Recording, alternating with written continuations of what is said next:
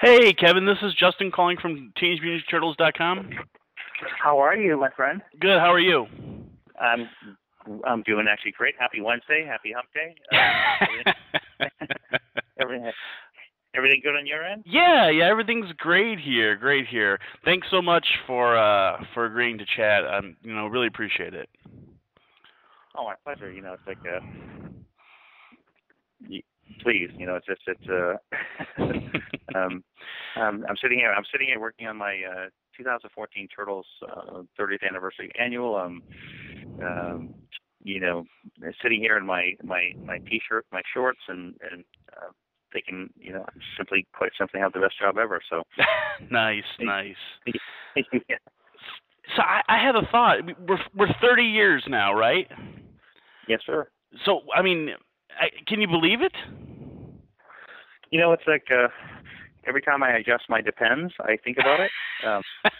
But no, I think I was 21, 22 when the first issue of the Turtles came out, and and I do say that we're doing, my wife and I doing a lot of shows this year for the 30th anniversary, Sure. and we say kind of the same thing. When I get to speak to a crowd or get to meet some of the fans, I said, what is amazing to me is that we are literally looking at 30 years after the first issue was published, that I'm still here making a living and drawing and talking about turtles, and I blame them completely because I always say that we can do whatever we can do, but without fans that embrace it and enjoy it and support us, then we don't have a job. And so right.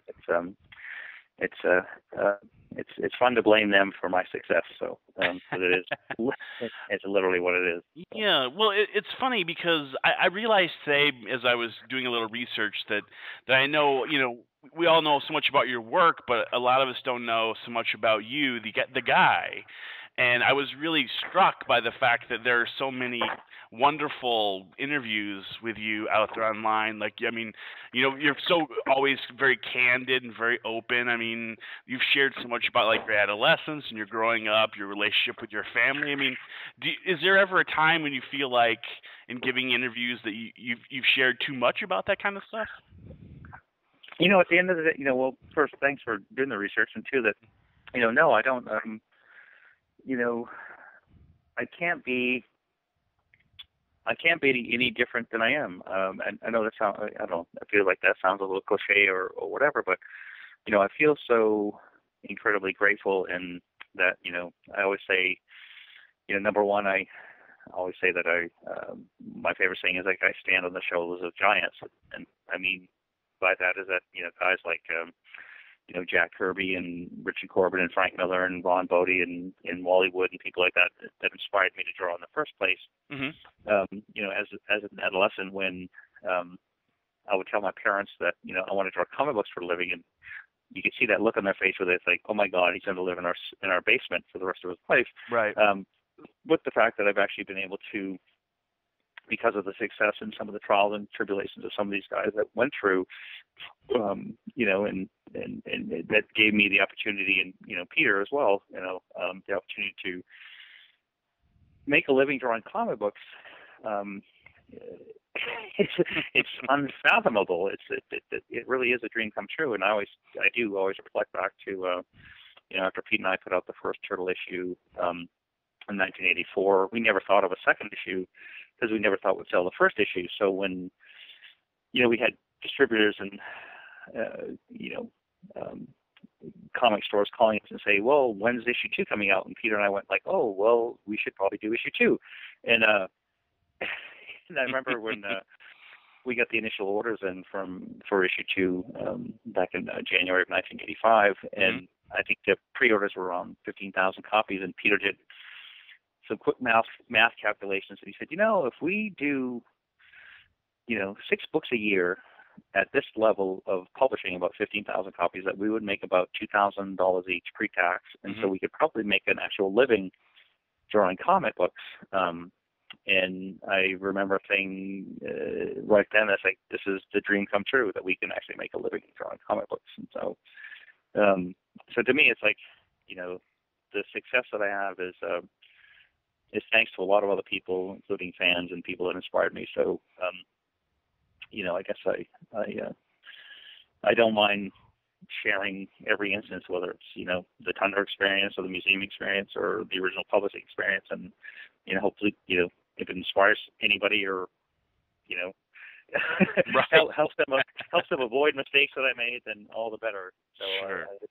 I just like to put it all out there. But, Well, what's so interesting about the turtles too, and I was reading some of the background stuff today, was how when you were growing up, you never really had that much of an interest in superheroes. You were looking at like the Kirby military stuff and Frank Miller's Ronin.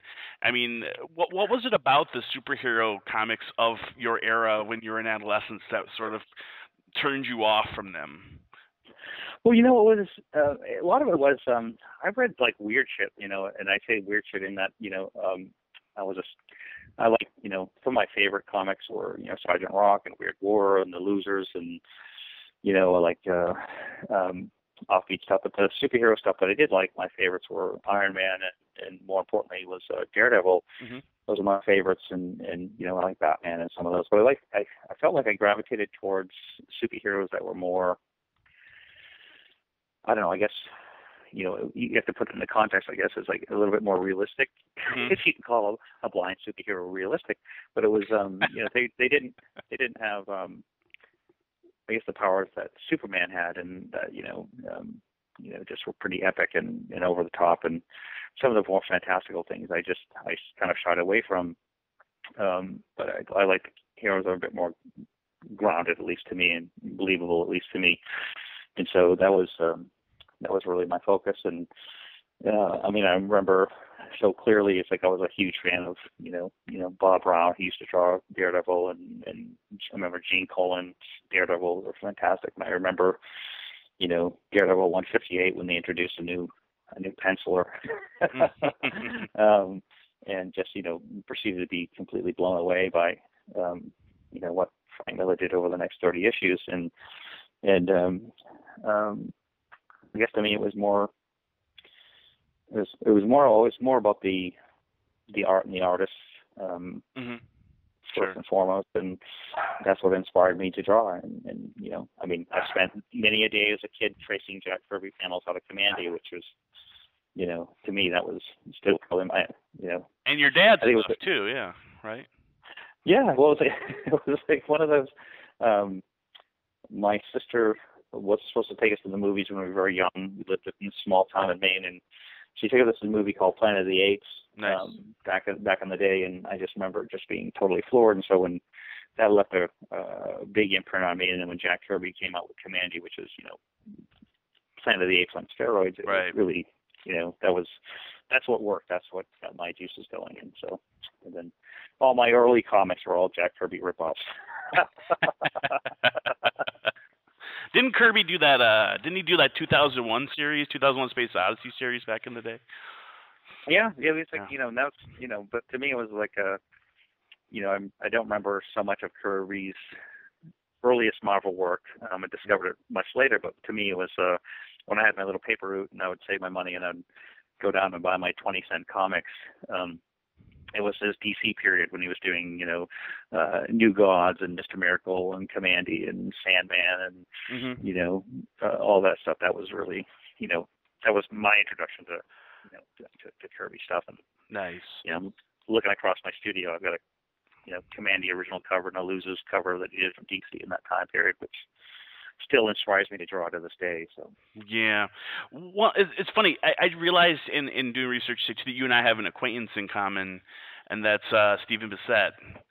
And yes. yeah, and it's funny. I have a nephew who just graduated college, and he is desperately trying to get into comics, but he's a storyteller, right? And I sent him to Stephen to get advice.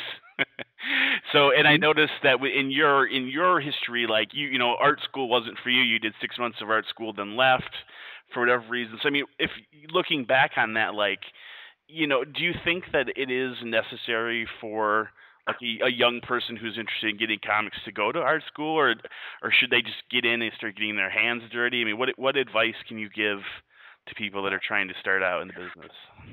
Well, what's cool is guys like always envious of guys like Bissett and Toddleben and even Rick Beach and those guys that went to the Kubert school and they were early on, because Joe Kubert first is a genius and a master, and not only he's just a fantastic storyteller and artist and editor and that kind of stuff. So we never had a school like that, but I was very lucky when I was in growing up. I just read comics, so I drew comic books. But when I got into to high school, I remember I moved from this very small town in Upper Maine down to a larger town in Westbrook. And when I first met the art teacher there, a lady named Jane Hawks, and she was one of the first people that when I said, under my breath, shyly, like, I want to draw comic books for a living, this usually was met with, not a good response. And she said, well, it seems to me, if you want to draw comic books, that you have to draw everything you can see. And I said, yes. And she said, well, if you want to draw a comic story that shows, two people talking in a room, having a cup of coffee or driving a car or, in a living room of a house, you have to be able to draw every table, chair, rug, and person and different expressions, and you have to be able to draw everything. So I'm going to give you a lot of sketchbook assignments that basically I'm going to make you draw the most stupidest things. I want you to draw tables and chairs and cups and glasses and, car tires and stuff like that. And, initially I was like, what? And then it really kind of dawned on me is like, she was 100% right, is that you look at the amount of work that goes into, not only being able to draw a physical panel, but multiple panels to tell a story, and as well as, later on learning how to write a story and pace a story. But you literally have to draw everything you can see. And that was the biggest inspiration to me. And that's what I always tell, fans when, especially aspiring artists, and, they'll come up and they'll have, an absolutely perfectly rendered Captain America or Wolverine or whatever, and these little pinups. And I say, this is fantastic. You can, you have a sense of anatomy, you have a sense of drawing, you have a bit of a style here going, but you have to be able to tell a story. You have to draw pages. You have to, I don't care. You do a short story, 2 pages, 3 pages, 4 pages, but you have to, draw everything you can see. And that's the biggest advice I give to anybody is like literally draw everything and draw all the time, and you have to draw every day. Right, So, yeah. I find it so fascinating. Like I obviously I've read my background, right? So it's like I know how the turtles came, how you and Peter came up with the turtles, how Peter would watch like the Love Connection, and you would try to annoy him, and you would do funny drawings and all that stuff. Of the turtles, in the first instance you drew the turtle and gave it to Peter and stuff like that. But I mean, have you ever considered like the fact that, I mean, even though it sort of seems like it happened by a mistake or as a joke, like, do you think that fate had some intervening force in it all? And that, I mean, surely there's a reason why you decided in that instance to draw a turtle and give it to Peter. Well, it was a couple of things, and I always forget or try to remember that one of the biggest inspirations we had around that time was Dave Sim. Dave Sim, Cerebus. Sure there was Pacific Comics was out there, Chapel Comics was out there, Wendy and Richard Pini were doing ElfQuest, but Dave Sim, when he started Cerebus, it was, I was a huge fan of underground comics. I discovered, Richard Corbin and Vaughn Bodie and Robert Crumb and all those guys through, the pages of Heavy Metal. It led me to comic stores that sold underground comics, through the pages of Heavy Metal, what I got exposed to there. And it led me to self-publishers like, Last Gasp, Kitchen Sink, and Rip Off Press and that kind of stuff. But Dave Sim, he drew this funny little aardvark, drawn like the incredible Barry Smith and sort of parodying the Roy Thomas, Barry Smith Conan issues. And, but he had this really interesting character that was, he told these stories, and he was always getting a lot of press and publicity around what he was doing, not only because the work was good, but it also was very clever. And I remember saying to Pete one day, I said, because we were both fans of self-publishing, I said, we should self-publish and we should do stuff like what Dave Sim's doing. We should, let's do a parody. Let's pick our favorite bits of comic books and roll them sort of all into one title. Because first and foremost, nobody's going to buy a single issue of it, but we still want to do it. And so, when the Turtles